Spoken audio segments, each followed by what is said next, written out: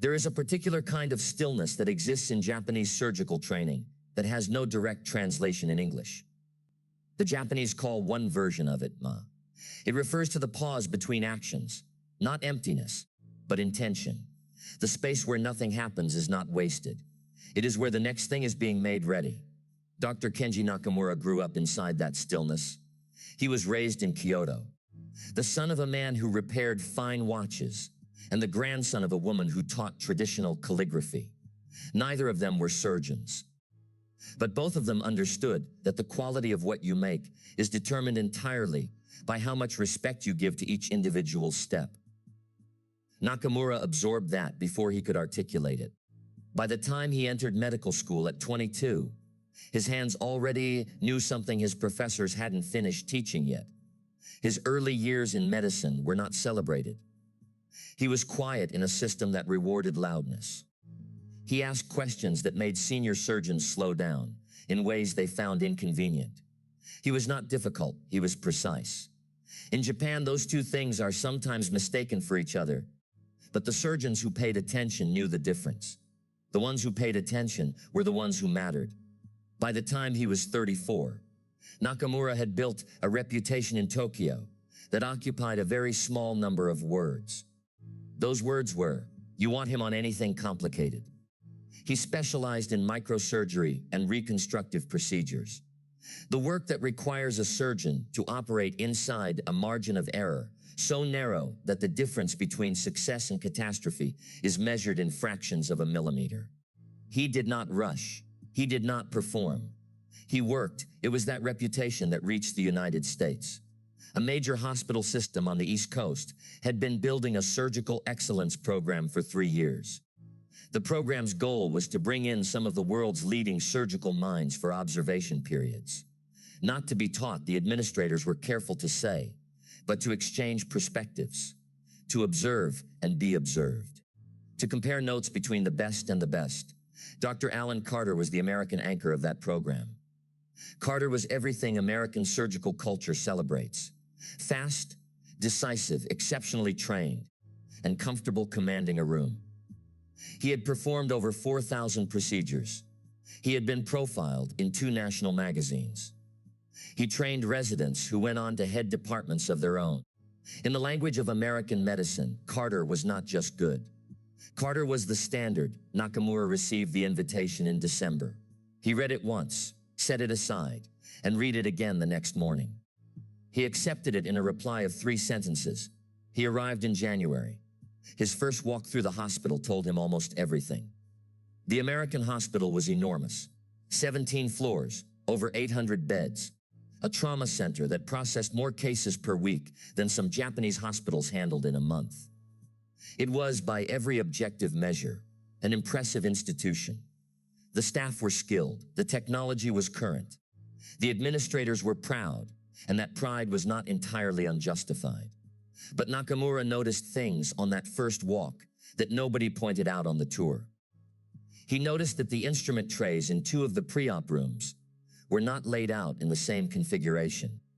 He noticed that 3 different surgical teams used 3 different verbal confirmation systems before incision, with no standardized protocol between them.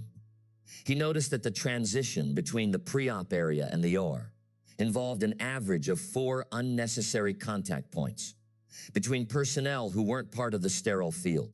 He did not say any of this. He wrote it down. His introduction to Carter was cordial. Carter was the kind of man who makes you feel immediately comfortable in a way that is also subtly an assertion of territory. He shook hands firmly, spoke about his program with genuine enthusiasm, and made it clear, without quite saying it, that he was looking forward to showing the Japanese visitor what American surgical excellence actually looked like. Nakamura nodded and asked if he could observe the next scheduled procedure. The first procedure he watched from the gallery above was a standard lumbar decompression. Carter's team performed it well. Nobody made a mistake. The patient would recover without complication. By American standards, it was a clean case. Nakamura filled 4 pages of notes. What he was writing about wasn't errors. He was writing about pace, about the conversations happening between non-essential personnel during critical steps. About the moment when the scrub technician reached across the sterile field at an angle that was technically within protocol, but geometrically inefficient. About the 4-minute gap between surgical stages that existed not because the procedure required it, but because nobody had ever timed it and asked why it was there. He did not bring these things up at dinner that evening when Carter took him and 2 hospital administrators to a restaurant near the hospital and talked for most of the meal about the future of robotic surgery. Nakamura listened, asked 2 questions, and ordered water. Over the following 2 weeks, he observed 7 procedures. He watched 3 different surgical teams. He sat in on morning briefings, post-operative reviews, and 1 emergency trauma response. He walked the hospital at night when the corridors were quiet and read every posted protocol on every wall. He spent 40 minutes in the supply room on the 4th floor, noting which instruments were restocked in a different order than they were listed on the preference cards. Nobody asked him what he was doing. They assumed he was impressed. At the end of 2 weeks, the hospital called a meeting. They had asked Nakamura to share his initial impressions with the department leadership. 12 people sat around a conference table. Carter sat at one end. Nakamura stood at the other with a single printed sheet of paper and no presentation. He spoke for 11 minutes. He was not in kind. He was not theatrical. He did not frame what he said as criticism. He described specific observable patterns. He named procedure times. He referenced the lumbar decompression and described the 4-minute gap between stages. He described the instrument restocking inconsistency and the 3 different verbal confirmation systems. He mentioned the angle of approach during a specific suture sequence in the cardiovascular reconstruction he had observed on day 9, and explained precisely why the approach, while successful, introduced a tension variable that wasn't necessary. He finished, placed a sheet of paper on the table, and sat down. The room was quiet for what felt, to several people present, like a very long time. Carter was the first to speak. He was measured, professional, and controlled. He pointed out that outcomes at the hospital were excellent, and they were. He noted that no complications had occurred in any of the procedures Nakamura observed, and none had. He suggested carefully that precision for its own sake was perhaps a different philosophy than precision in service of outcomes, and that American surgical culture had developed its pace in direct response to the volume and complexity of American healthcare demands. These were fair points. Nakamura agreed with them. He said so. He also said that a system optimized for volume and a system optimized for precision were not the same system.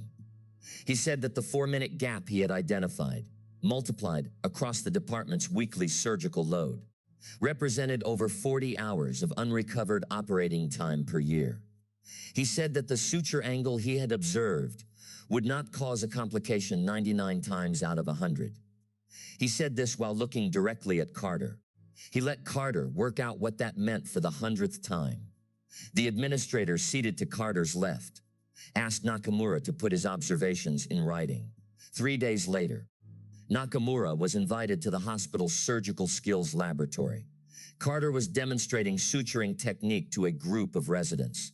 The invitation, phrased as an opportunity for cultural exchange, was understood by everyone in the room as something slightly different. Carter demonstrated first, fast, clean, decisive stitches that the residents photographed and filmed. The kind of technique that looks like confidence made visible. Then Carter stepped back and invited Nakamura to demonstrate his approach. Nakamura stood at the practice model for a moment without touching it. He looked at it the way a watchmaker looks at a movement before opening it. Then he began. He was slower than Carter, not dramatically slower, but measurably, undeniably slower.